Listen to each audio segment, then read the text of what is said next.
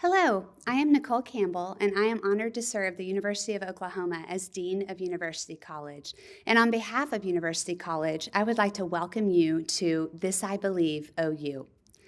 As the academic front door to the university, University College is proud to carry out several programs that help our first-year students understand the values that are held collectively by our community and to assist them in further developing the means for living well and thriving as college students and as citizens. This I Believe OU was originally created in partnership with OU's Institute for the Study of Human Flourishing, funded through a grant from the John Templeton Foundation. That grant ended in August 2018, and we are delighted to be able to continue hosting This I Believe OU. We would like to express our gratitude to the Institute for their support and for their leadership in the study of virtues and human flourishing. This past fall, over 1,800 first-year students at OU participated in a Common Read program through their Gateway to College Learning courses. These students were introduced to the 9 virtues promoted through the Institute in their OU Citizen textbook and the best-selling book, This I Believe, which includes 80 essays written by both famous and ordinary citizens. As students read these testimonies, beliefs, and personal philosophies, they considered the 9 virtues and examined their individual beliefs around them. At the end of the course, students took time to reflect on the virtues they found to be the most meaningful in their lives by writing their own This I Believe essay and sharing it with their class. The opportunity for our students to recognize virtues within their own stories, share those with others, and hear and honor the stories of their fellow students is an important exercise in perspective taking. We are excited to bring this opportunity for perspective taking to the broader OU community and have asked 5 of these students, along with 5 community members, to share their personal essays with us. Each of our essayists will share about moments and values that shaped them. We encourage you to watch each of their videos to engage in the varied perspectives shared. This I believe. For centuries, humans have struggled to understand and share their innermost beliefs and central values. More than 50 years ago, 3 prominent broadcasters developed the idea for personal philosophies to be presented on a new radio program, This I Believe. From 1951 to 1955, famed journalist Edward R. Murrow hosted the series on which women and men from all walks of life shared their stories over the airwaves. Murrow said about the project, "In this brief time each night, people of all kinds who need have nothing more in common than integrity, a real honesty, will talk about the rules they live by, the things they have found to be the basic values in their lives." Similarly, today, over 50 years later, we gather as a community to share perspectives so that we may grow in our deepening understanding of human flourishing.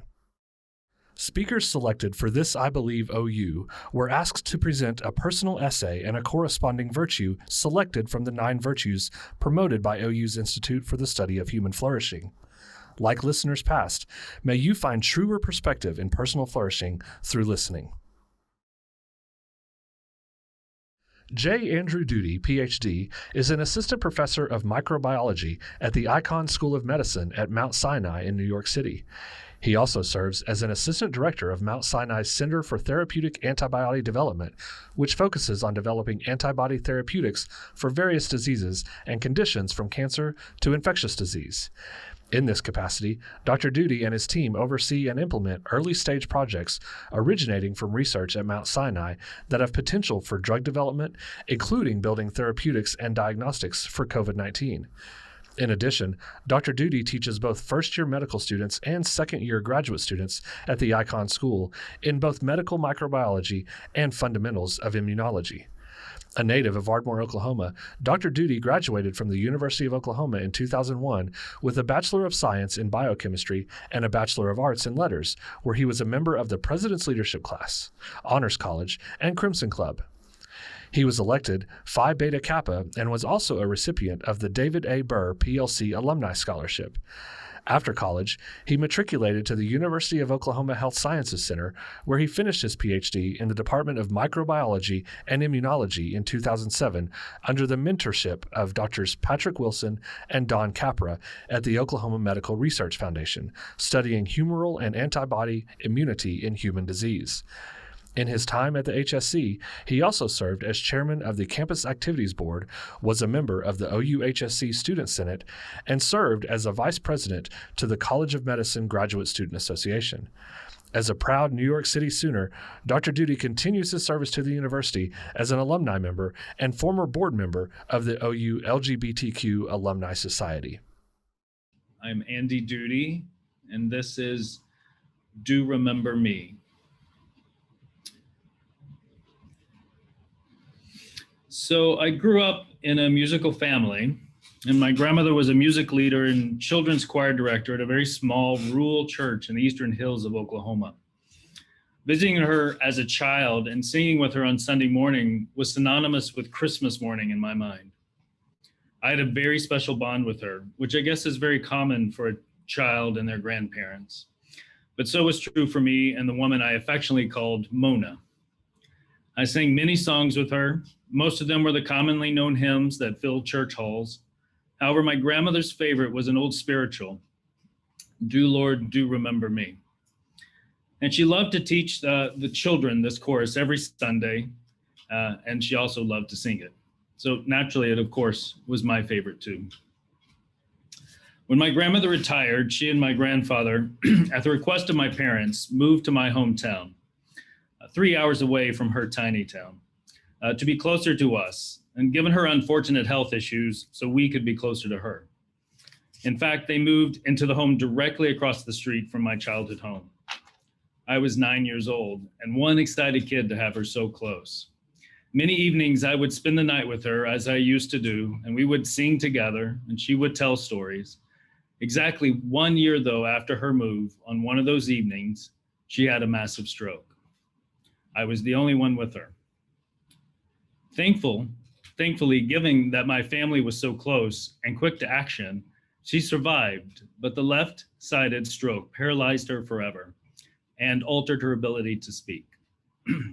Over time, she regained an ability to walk, to move, and to use her limbs, albeit much slower, and usually with the help.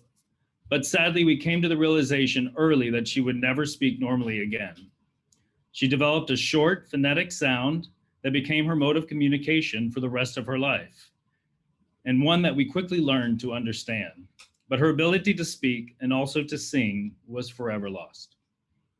That is except for one little song, Do Lord. Not only could she sing it, but she could form and speak the words. And a look of pure joy would swell in her beautiful little face that usually would send all the family in tears. I think back on that song and I try to understand why that was a song that she could sing. Maybe the words were easy and not so phonetically challenging for her to speak, or maybe the tune was simple enough for her to recall, or maybe it was something deeper. Maybe it wasn't her voice coming out, instead her precious spirit underneath, so encumbered by her physical limitations, but for just a few minutes, liberated by a song. It was her prayer not to be forgotten. You would think, as I was growing up watching her, this woman I love so much, struggle to communicate, struggle to make her voice heard again, struggle to be remembered and not to be forgotten, that would have resonated more with me. Unfortunately, it did not, at least in my youth. I spent many years hoping just to blend in, to just be status quo, to be forgotten, really. I guess that's not surprising, particularly as kids, since the struggle with the courage to be different is so very real and present. It wasn't until years later that I gathered enough courage and confidence that I came out of my closet and removed the veils of my identity, and with it, the shame and guilt that I'd always felt for being different. It is here where I really began to see my life take its purpose. There's no shame or guilt in your truth, big or small. There's no offense in speaking to your identity. Learn to embrace it, no matter what it might be, what it might mean. No, you may not have it all figured out. You may not know where it all goes, but that's okay. Life is about constantly learning, growing, and evolving, and so too will you. But let your truth guide you through the experience. Be honest to it.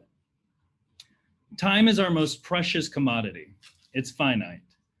Don't wait until it's too late. Don't wait until time's fleeting limitations forever silence and rob the world of a precious, unique voice. Learn to grow and learn to forgive yourself. Revel in the energy of your youth and take advantage of this time. Come to appreciate the struggle of identity, outward and inward, that all people face. And live in a world that encourages those differences. Celebrate them, love them, and join them. Support them, listen to them, be their community of support, and importantly, let them be yours. Learning to embrace my truths was one of the most significant lessons of my adult life. Humbling myself to the knowledge that it is in my uniqueness, not my sameness, where my success has been. And further, that it is our collective differences which build our common humanity. This ability, this constant state of openness to new ideas and new identities, to unique voices and perspectives, this is where I found a life that flourished. And much, much more. This is where I found a life of contribution and satisfaction. This is a place where I hopefully won't be forgotten, where I always will be remembered. Travis Lightsey has been working within higher education for 10 years in various roles within student services, career development, and admissions. He currently serves as a Director of Major and Career Exploration at the University of Oklahoma, the Chair of the University College Diversity, Equity, and Inclusion Committee, and the Diversity Liaison for University College. Prior to OU, he worked at Oklahoma Baptist University as a transfer student counselor and admissions counselor. Travis earned his undergrad degree in art and graphic design from Oklahoma Baptist University, where he also competed in track and field as a 5-time NAIA national champion and 14-time All-American. He earned his master's degree in organizational leadership from Cameron University. Travis is passionate about helping others find their calling in life by helping them set realistic goals and assisting in discovering foundational self-knowledge. As a first-generation college student, he believes in advocating for all students to strive for success and creating equitable resources for each person to achieve their goals. Travis is married to his beautiful wife, Marissa Lightsey, and they have enjoyed being together in marriage for 10 years. They have 3 lovely children, Isaiah, Xavier, and Kenya. I believe that people are more than the identity shaped by the world around them. As individuals born in this unknown world, we are free to be whoever we want to be and allowed to perceive ourselves to be anything we set our minds to. Many of us only choose to go down paths of forming our own goals for success based on what others say we should do or what society deems as worthy of success. Others will allow our identity to be shaped by other stereotypes and biases on the basis of the way we look, talk, or act. It isn't until we are exposed to others' realities and perceptions of us that we are forced to choose to focus on certain identity roles that we think will satisfy the world around us. For example, I was born as an energetic, loud, intelligent, and outgoing child who was raised to be a compassionate, God-fearing young man. When I was school age, I learned from others' perceptions of me that I was an outsider because I was poor and Black, and that I wasn't going to be one of the better children due to me being the only Black student in my class, and the odds were not in my favor. This reality was always brought up just by my existence in this space alone, even though I would always score near the top of all of our standardized tests and perform exceptionally well academically. The identity role that I was always told to focus on by many of my teachers and coaches was to focus on my athletic identity and athletic gift to be my way to success. This was the message given to me by others that the only way I could be valuable or add value was to thrive and shine athletically. These were some of the stereotypes and biases I came to know and had to overcome. With that being said, to pretend like this didn't have an effect on my future choices would be naive. A common reaction I faced growing up was that of surprise and shock that I was at the top of my class in academics, or that I showed a level of intelligence superior to that of my peers. I knew why they were shocked. Someone who looked like me with the physical gifts I had was not supposed to also be gifted in the classroom. That couldn't be my true identity. Wow, I didn't know you were smart. This statement has been something that has both positively and negatively shaped my identity. This was said to me after I received an award honoring the top scholar athlete in my high school by a parent of another student. The reason the comment was made was because the mom didn't think I had, quote, book smarts. Since I knew her son, I was able to gather more insight in the fact that me being an athletically gifted Black boy was something not associated with academic praise. The norm was for someone like me to be praised on the field, court, or track, but not really in the classroom. Another time, my AP English class was given the opportunity to speak to younger English students about the benefits of AP English and get them excited about also taking advantage of this opportunity. Even though there were 12 other students in my class, I was the only Black student among them. Due to this fact, I was the student that was singled out by the other teachers as an example of how easy it is to succeed in AP English. On the surface, this could be seen as innocent, but the phrase that they would use when talking about me in front of these younger students was, "If Travis can be in this class and pass, so can you." The message was clear. Their view of my identity when discussing academics was less than. Another consequence of this outside view of my identity would mean that as a young Black man, my energetic and outgoing nature would be viewed as threatening and aggressive to others. And I would always have to suppress this energy to have the privilege of being included in what was considered by others to be normal and acceptable social groups. I should play the part and fit into others' identity norms based on my appearance alone.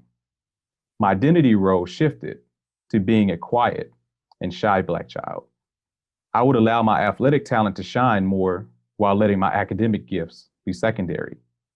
It wasn't until I got older that I discovered my talents and aptitude in other areas, such as my talent for art, my love for helping others, and my interest in study of insects, of all things. In normal settings, these talents would be encouraged and developed equally. But due to others' perception of my outward appearance and background, I was encouraged to focus more on athletics to be my ticket to a better life, leading to an exclusive athletic identity. Scoring touchdowns and winning races were the norm, and getting straight A's and creating beautiful things were odd and not viewed as my generic reality or identity.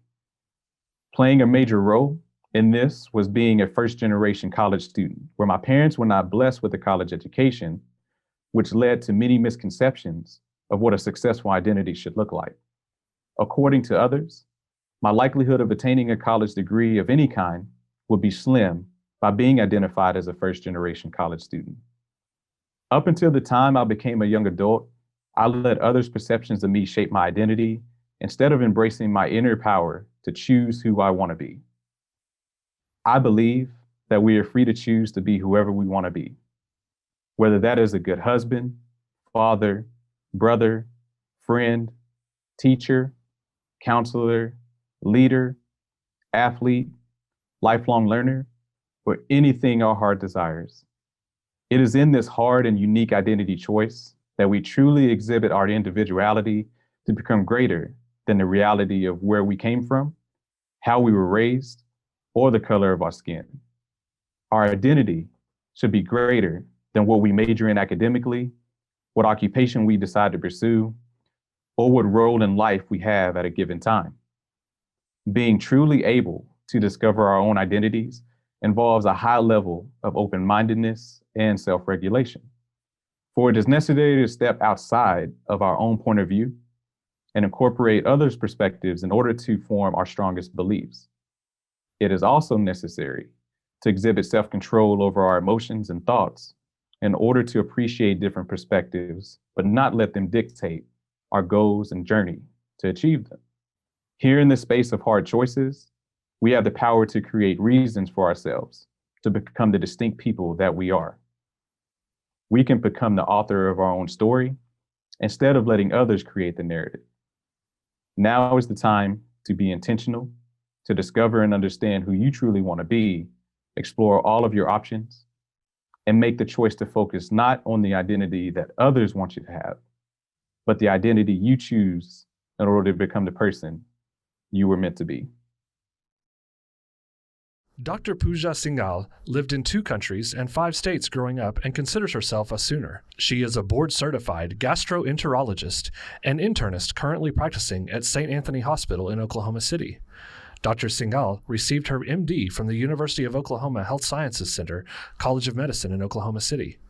She went on to complete an internship, residency, and gastrointestinal fellowship at the Department of Medicine, Georgetown University Hospital in Washington, D.C. She was chosen to be chief resident during her internal medicine residency, and then again a chief fellow during her gastrointestinal fellowship. Her clinical interests include inflammatory bowel disease, esophageal disorders, gastrointestinal motility, and women's gastrointestinal health. She has been awarded National ACG Scopie Award consecutively for 3 years for her efforts for colorectal cancer awareness in the state of Oklahoma. She is an avid traveler and has traveled to Cameroon, South Africa, and Dominican Republic as part of healthcare mission trips. She loves to paint and considers art as ultimate stress therapy. She also loves adventure sports and has done skydiving, ziplining, and scuba diving. She has also been a certified Zumba trainer. Well, good afternoon. My name is Pooja Singhal. It is my pleasure to be here, and here is my essay, Live, Learn, and Lead. I believe in living, learning, and leading. I believe in living in the present, learning from the past, and applying the lessons learned to lead into the future. These 3 principles guide my past, current, and future in and out of medicine. I was 14 years old when my family immigrated to the United States. I was a teenage girl whose world quickly turned topsy-turvy. Instead of going on a short vacation, we ended up moving to a brand new country, thousands of miles away from my relatives, home, school, and friends. Although I was shocked and confused, the experience in retrospect had a silver lining. It taught me skills of adaptation and appreciation. I learned through immersion, plunged deep into a whole new world. I learned to value living in the moment and to value the human connections around me. I've carried these values with me for many years, taking new chances, informing countless new connections with friends and colleagues all over the world. Most importantly, it has taught me to connect with my patients and form intimate human connections. I work in a profession where trust is of the utmost value and vulnerability is at stake. Being present in the moment with my patients and showing them that I appreciate their trust and connection is a privilege for me as a physician. These skills have helped achieve a work-life balance as well. As a mother to an active toddler and our rescue pit bull, when I'm at home, I try to be present with them, giving them my full attention. Living with the joy of my family and the purpose of my career brings value to my life. Before I became a physician, I discovered a love of learning early on in life. As a doctor, I've had to go through years of training through undergraduate studies, medical school, residency, and fellowship.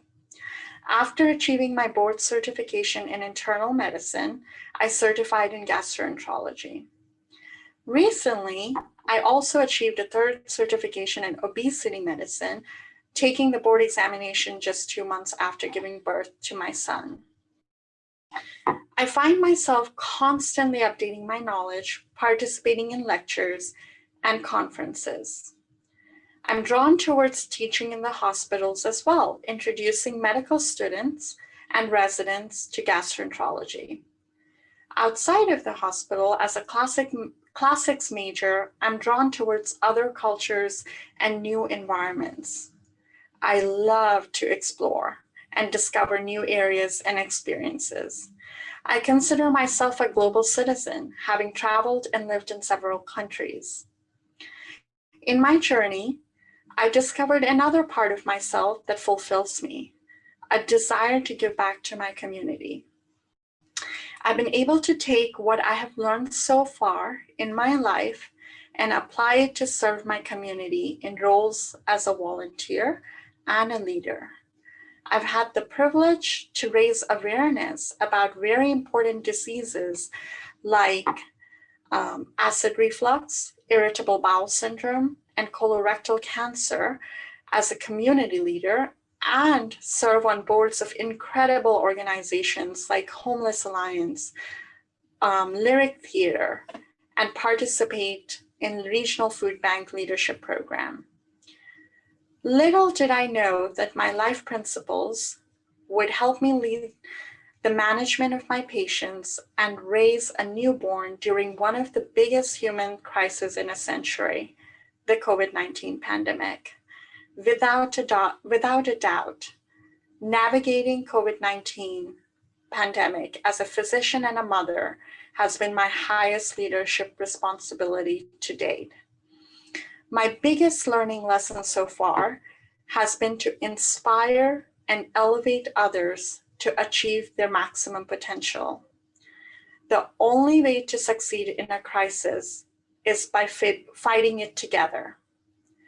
As John Quincy Adams once said, if your actions inspire others to dream more, learn more, do more, and become more, you are a leader.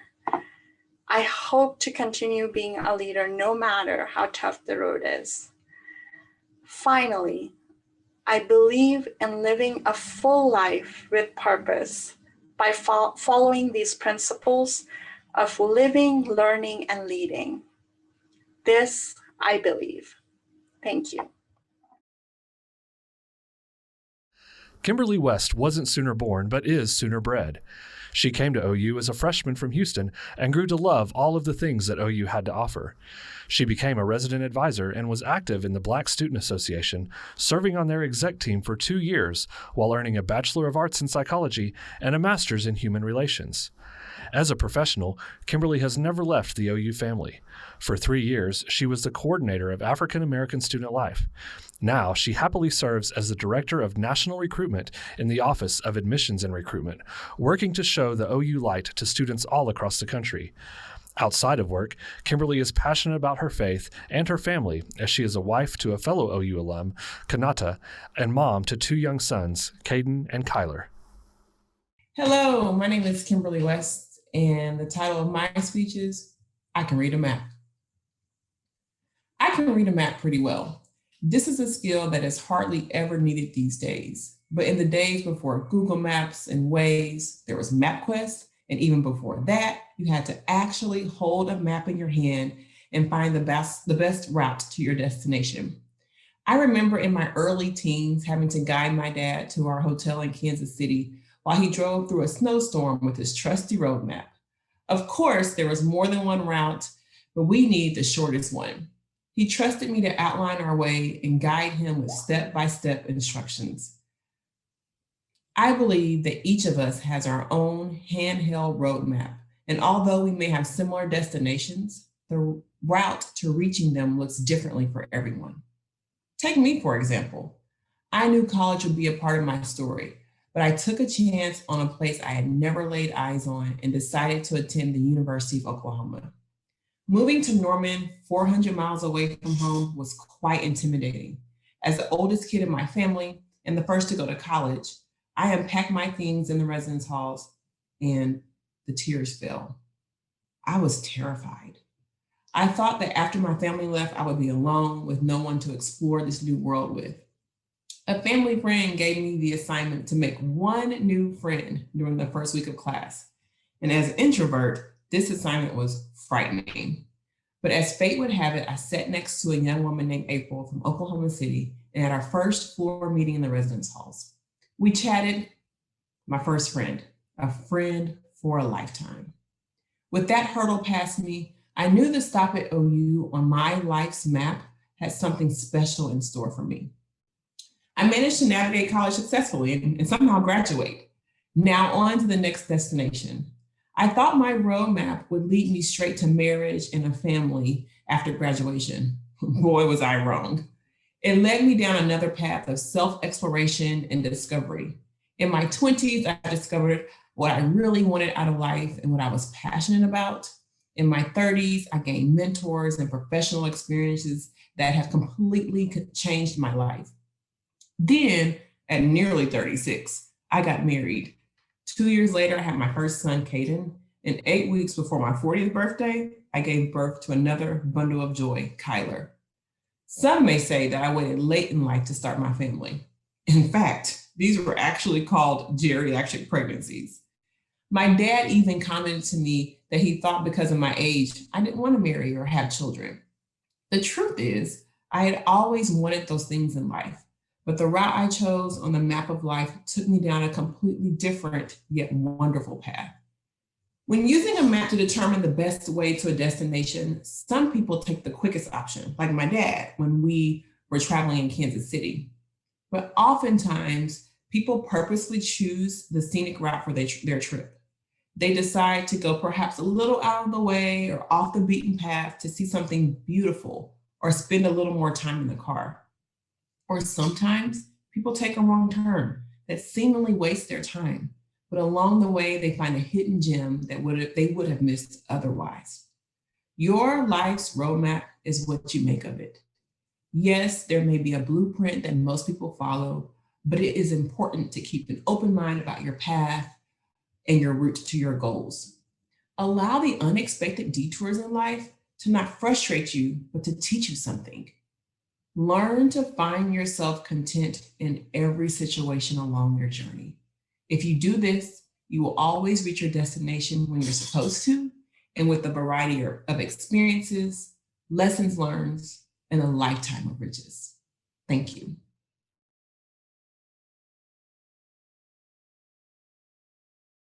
Courtney Dawson is a freshman at the University of Oklahoma. She graduated from Newton Senior High School in Newton, Iowa. Courtney enjoys spending her free time lifeguarding at her community pool and hanging out with friends. She is a National Merit Scholar with a passion for math and science.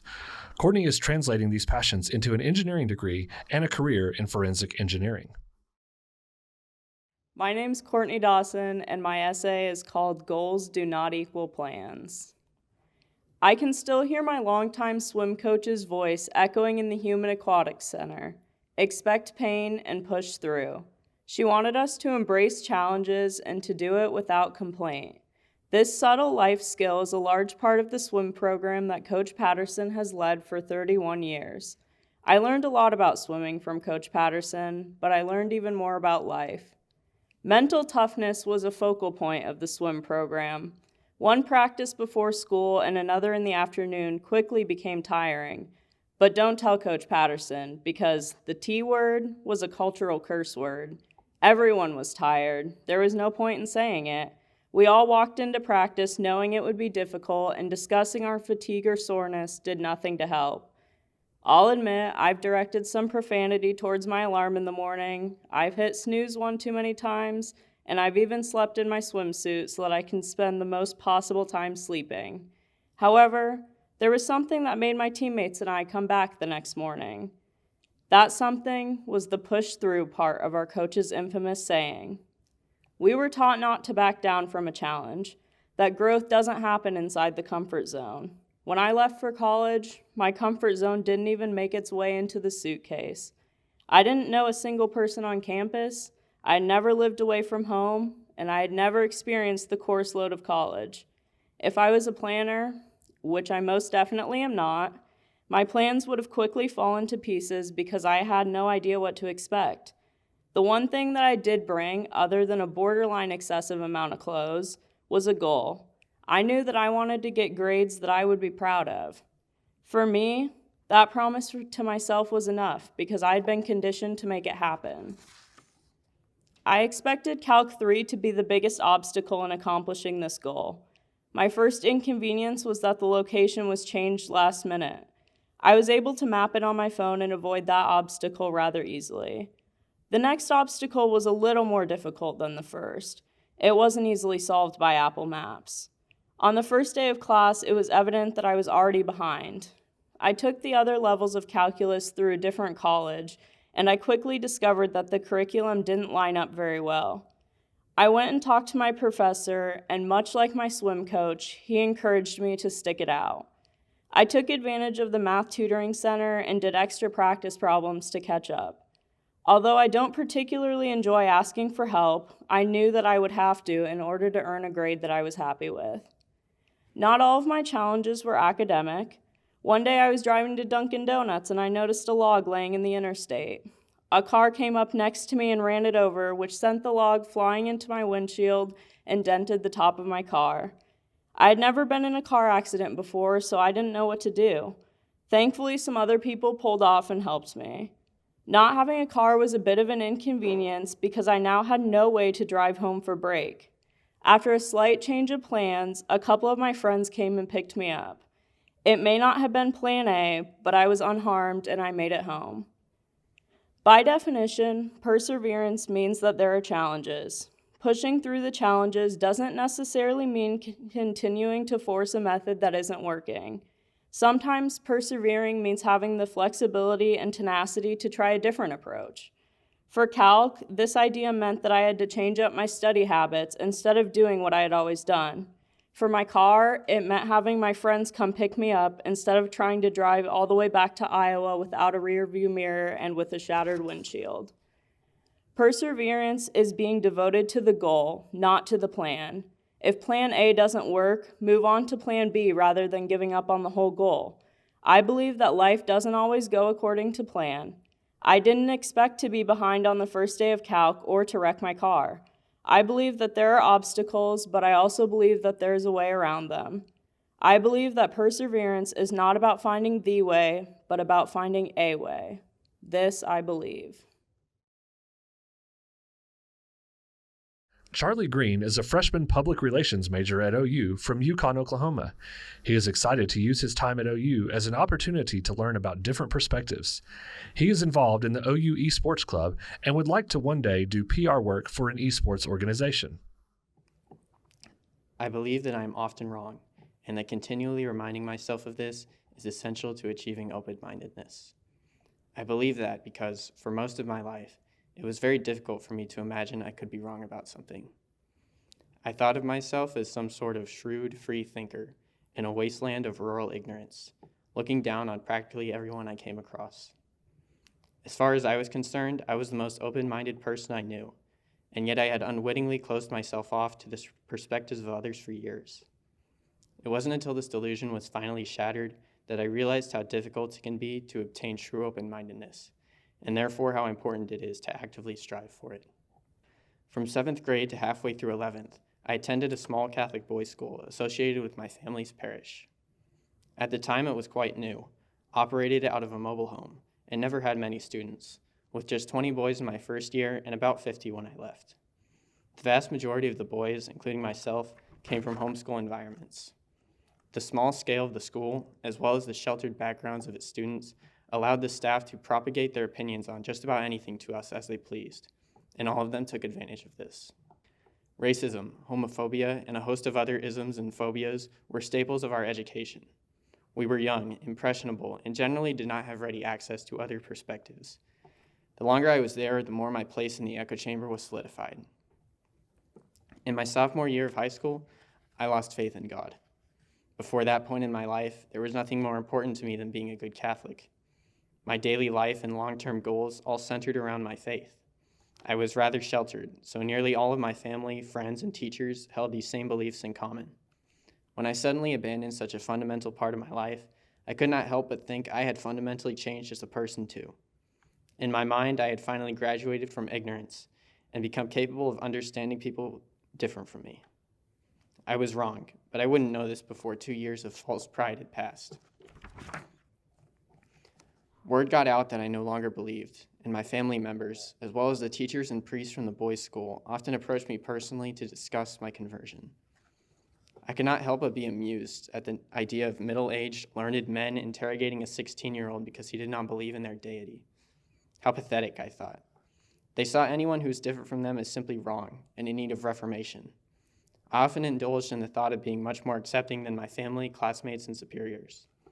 They seemed completely unaware that they were just one small group of people in a huge, diverse population, an awareness that I was certain I possessed. I thought that simply not engaging in the racist, sexist, or homophobic rhetoric I was exposed to made me very open-minded. I felt superior to my peers. Despite my differences and feelings of superiority, I continued to attend the boys' school until halfway through my junior year, and this arrogance persisted for the rest of my time there. It was not until the murder of George Floyd in May that I realized while some of my beliefs themselves had changed, the blind clinging to my own one-sided perspective had survived. When George Floyd was killed, I could see as much as anyone else that it was murder. But the protests that it sparked were not just about George Floyd. They were about a long-standing problem of systemic racism that George Floyd was just one example of. This overall issue was much harder for me to see. I had been told that the Black Lives Matter movement was a group of selfish thugs who saw oppression where it did not exist, and I believed it, even after Floyd's murder. I assumed he was an anomaly. I remember being irritated by all the imagery of the protests and stories of other victims being publicized constantly in the following weeks. Anytime I looked at the news or a social media feed, it was there. I was disgusted by what I saw, but instead of being moved to act, I was simply annoyed by the negativity. After about 2 weeks of this, I woke up. The issues that activists had been shouting at the top of their lungs about for so long became visible to me. It wasn't a specific event that caused this, just a strange sudden realization, and this realization hit me like a truck. The years of blissful ignorance were finally ending. It was a remarkably new feeling to sympathize with people who were different from me. I was now grappling not only with the reality of racial injustice, but also of my own latent prejudices that had clouded my judgment for so many years. Before, I thought I was open-minded because I didn't wave a Confederate flag or use slurs, but my experience dealing with the events following George Floyd's death taught me that I was wrong, that true open-mindedness requires a conscious effort to understand people who are different from myself, and a willingness to change my beliefs based on that understanding. The fact is, I'm about as white as it gets. I have never experienced and will never experience what a Black person in America does every time they interact with law enforcement. Trusting my own perspective when developing my thoughts on such an issue is a waste of time. Only by listening to those who do have that experience can I form an enlightened opinion. The moment I started listening, really listening, was the moment the problem became obvious to me. I knew this was a step in the right direction, but the sheer amount of time it took to honestly change my mind was extremely concerning to me. The silencing of protesters and the stories of Breonna Taylor, Ahmaud Arbery, and others were right in front of my face for weeks with no significant impression. When I had finally changed my mind, the horror became painfully obvious. But before then, I failed to feel anything for what I was seeing. The fact that I had prejudices left over from my upbringing is understandable, but the level of conviction with which I held those prejudices was terrifying. This apathy has worried me since. Do I approach every controversy with such rigid ignorance? Can I even trust my own sense of justice if it was so clouded in the past? I thought, even then, that I was an open-minded person. So how can I be sure that I am adequately listening and learning now? It was these thoughts that led me to see the value in open-mindedness and aspire to achieve it more than any other virtue.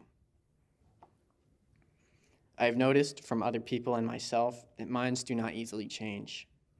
Those who take a stand on a controversy are almost always 100% certain they are correct, and likewise certain the other side is wrong.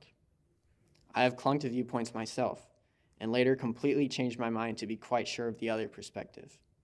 So it's clearly extremely easy to form echo chambers that only reinforce our own perspectives, and subsequently become completely convinced that the resulting opinions are correct without ever hearing the other side of the issue.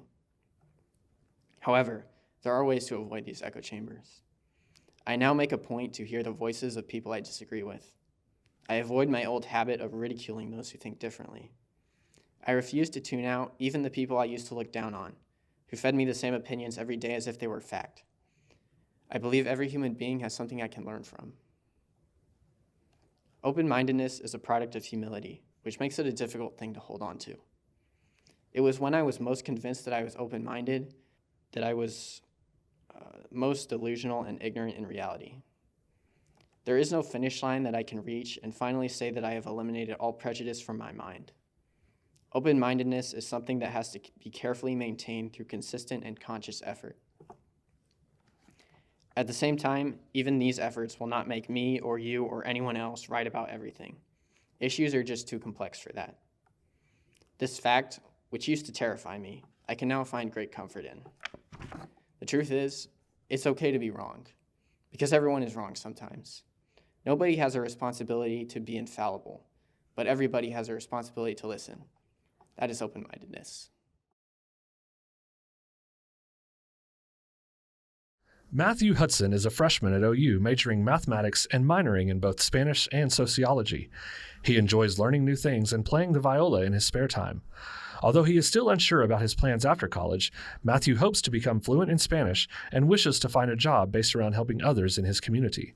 He's happy to have the opportunity to participate in this year's essay recital. My name is Matthew Hudson, and my essay is Compassionate Umbrellas. I believe that compassion is an umbrella. I came to this realization on one dark and stormy night under the slanted roof of an OU parking garage. Left with only 5 minutes to get to class without even a coat to shield me, I was forced to trudge my way through the torrential rain waiting for me outside. Once I made it inside, I dried myself off as best as I could, but a sudden power outage caused our class to end just moments after I had taken a seat. Despite all my efforts, I had no choice but to turn back around. Even though I looked like I had just gotten out of swimming practice, I was hesitant to dive back into the pool of water that was slowly forming just under the steps of the George Lynn Cross Hall. Thankfully, when all hope seemed lost, a nice person passed by and offered to let me share their umbrella on the way to the parking lot. When we were first tasked with completing our first essay for one of my classes, I remember writing about this event a lot, in part because it seemed so surprising to me at the time. I suppose the fact that I still remember it so clearly 5 months later shows how much of an impact it really left on me. Although I have no idea who the person with the umbrella was and would likely be unable to recognize them if I saw them in a crowd, I have remained determined to pay their act of kindness forward by helping others. The person with the umbrella has reminded me why compassion is so important and has given me an admittedly strange but somewhat useful analogy to explain. Like compassion, an umbrella is an object that can easily be taken for granted. It can be brought wherever you go and can support multiple people at a time, including yourself. Yet on rainy days, when we often need them the most, umbrellas are nowhere to be found. Thus, if we make a point to always keep compassion in the glove box of our minds, we'll be ready for any occasion. Additionally, while compassion is most recognizable on those depressive, dark, stormy days, it still has plenty of uses during bright, sunny ones. Much like a parasol, compassion can help people cool down on a stressful day, giving them time to slow down and enjoy the little things. The use of an umbrella all depends on your perspective. It can protect one from the rain, acting as either a hiding place or an instrument to brave the storm. It's important to point out, though, that we often don't take compassion for granted on purpose, but rather because of the stress in our lives. It can get easy to develop tunnel vision.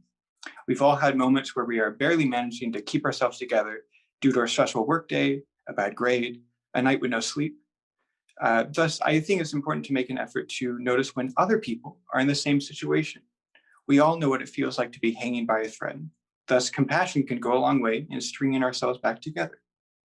I believe the fabric of society is woven together by compassion, and it takes dedication to maintain.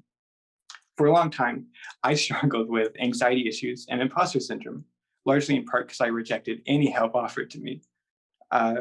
If I had been caught in the rain just a year ago, I might have just stayed there out of fear of becoming an inconvenience or taking up space under someone else's umbrella.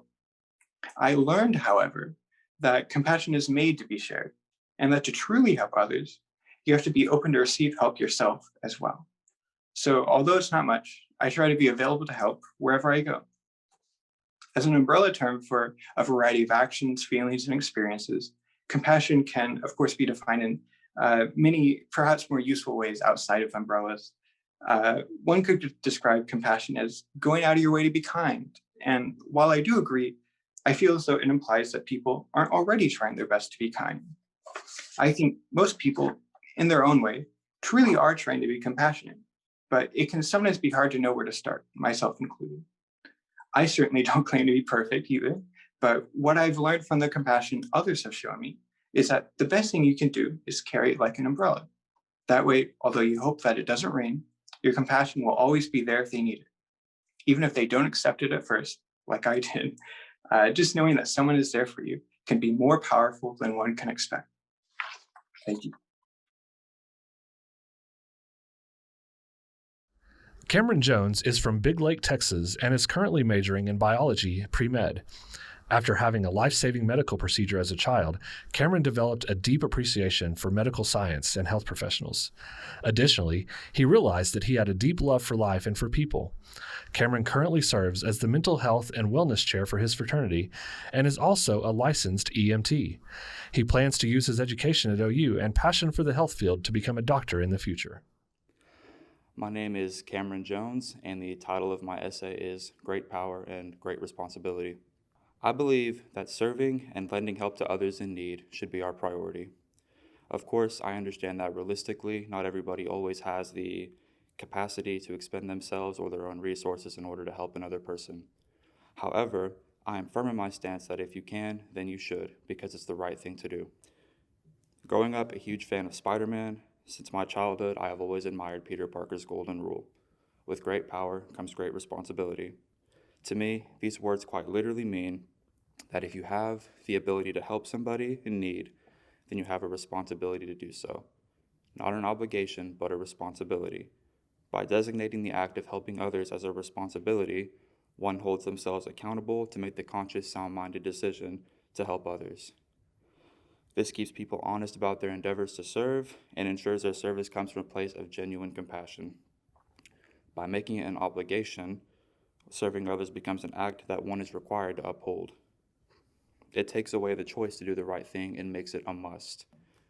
But that is problematic because one's acts of service no longer come from a place of compassion and an honest desire to serve, but from a self-placed obligation, which in reality is arbitrary, as nobody and nothing is going to enforce this obligation if one doesn't have a true desire in their heart to serve.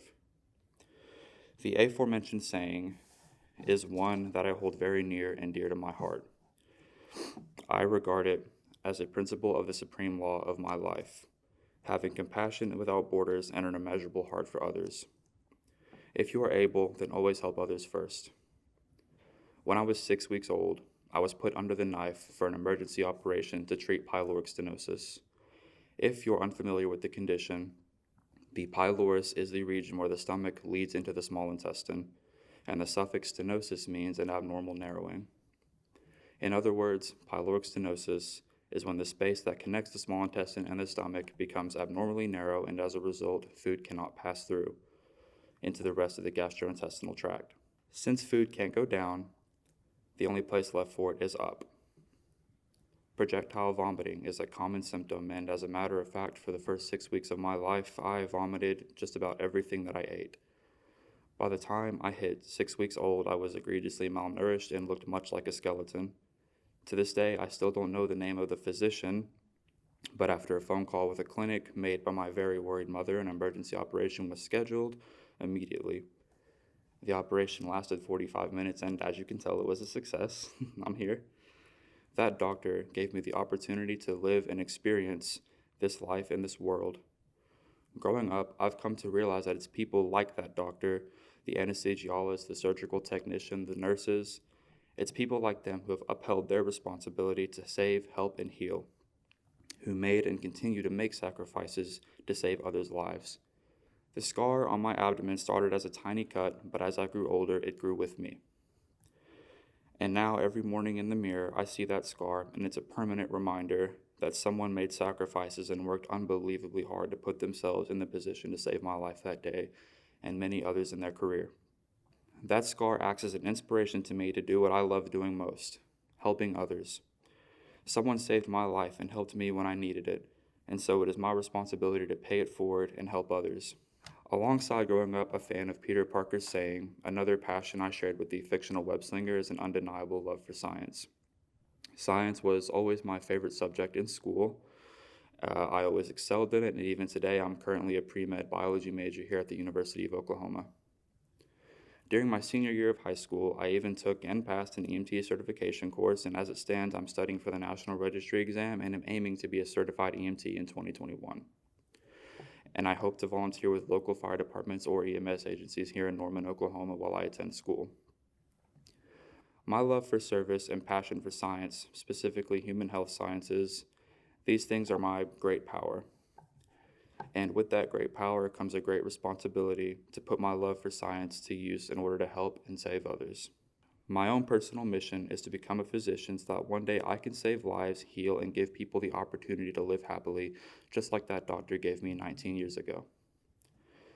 I love people, and I hold life to be sacred and complex, a wonderful and beautiful thing in every measure. To help others is to uphold my responsibility to be a good force in this world by providing for others what they cannot for themselves. Even if you aren't going to become a doctor, or you and I don't share any similar aspirations as a healthcare professional of any sort, even if your aspired career path doesn't involve service in any manner, if you see someone in need and there is something you can do about it, then do it. We may not share any similarities in any facets of life, but the one thing we all share is a responsibility to serve our fellow man, and I will die on that hill. Lexi Weaver is a freshman from Houston, Texas. She is majoring in international business and minoring in Spanish. At OU, she is involved with the OU BCM, Alpha Gamma Delta, Crimson Leadership Association, Chinese Language Club, and the OU Undergraduate Congress. Lexi has a passion for service, languages, and travel. In the future, Lexi hopes to represent companies abroad and incorporate learning into every aspect of her life. My name is Lexi Weaver, and the title of my This I Believe essay is OU and Open-Mindedness. The year 2020, as chaotic as it was a great year for the film industry. We saw films like Joker, Once Upon a Time, and Little Women become worldwide phenomenon. As the Oscars approached, all of these amazing films received multiple nominations, and everyone wondered which one would take the award. When the night of the awards arrived, it was interesting for everyone in attendance. The film that won the most awards was the South Korean film Parasite. Parasite won 4 awards, the most of the night, including the Oscar for Best Motion Picture, and it was the first non-English film to do so in the history of the awards. It was a momentous occasion, and when the director Bong Joon-ho went on stage to accept the award, he said something that has stuck with me since. He said, once you overcome the 1-inch tall barrier of subtitles, you will be introduced to so many more amazing films. To me, this quote showcases the importance of OU's many virtues. It shows how open-mindedness is crucial to our world today, and I believe it to be the most important quality that an OU student can possess. I believe that the value of open-mindedness can present itself in 2 ways, and that both ways are present in Joon-ho's quote. The first way is the most obvious one, and that is that we have to be open-minded when it comes to different cultures. When Joon-ho talks about subtitles, he is saying that it is important to get past things that aren't in your native language. If you are open-minded to other languages and cultures, you can have so many new and amazing experiences. This is especially applicable to OU students. We attend a campus with a wide variety of students. These students come from a vast range of cultures, ethnicities, and identities, and it is important that we are open to them all. This will not only create a better environment on campus, but this belief in being open-minded will help us with any career that we decide to go into. We live in a world that is comprised of many different kinds of people. Because of this, there are so many things to discover and ideas to consider. To be able to do this, one must be open-minded.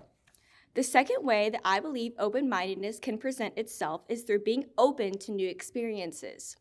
In Joon-ho's quote, he talks about watching movies that have subtitles. Subtitles are something that not everyone is accustomed to or has had experience with. As students at OU, we are going to be faced with many things that we don't have experience with. These things will push us out of our comfort zone, and they will force us to go out and do things that we never thought we would do. It is important that when the time comes for us to do those things, that we are ready to have new experiences and that we are open-minded to everything that we could learn. Having new experiences is certainly not easy. I can guarantee that we will face situations that are much harder to deal with than watching a film in a language that we may not speak. But I also feel that if we can apply the lesson that Bong Joon-ho is trying to relate in his quote, then we will be able to go into any situation with an open mind. In conclusion, I believe that the value of open-mindedness has two sides to it. It is important that one understands both sides so that they can properly enact this value at OU. OU students need to be open-minded with other identities, and they also need to be open-minded when it comes to new experiences. Junho's quote is something that I have taken to heart and have tried to keep that in mind when I'm approaching new experiences and people.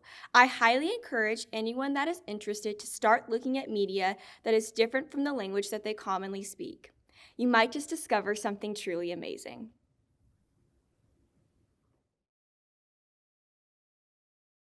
Hello, my name is Lori Stevens, and I direct first-year learning and engagement at the University of Oklahoma. We are the office on campus that hosts This I Believe OU every year, and we're so grateful that you've joined us this year. Perspective taking is an important part of our course, the Common Read program, and our community. Thank you for engaging in perspective taking today as you listen to our speakers share their stories. I hope their words inspired you and that you too will contemplate the ways that these virtues show up in your own life and your own stories. I'd like to thank the Institute for the Study of Human Flourishing for their vision and support of this program from its very inception. I'd like to also thank Dean Campbell and Dean Miller and all of my colleagues in University College for their continued support of This I Believe OU and their enthusiasm for the conversations this program creates. I'd like to offer a special thank you to our team in first year learning and engagement for all of the hard work they put into making this program happen, as well as OU's marketing and communications team for all their help in moving this event online. We truly could not have done it without their expertise. Lastly, I'd like to offer a huge thank you to all of our speakers for being brave enough to share their stories with us. We thank you for your powerful words.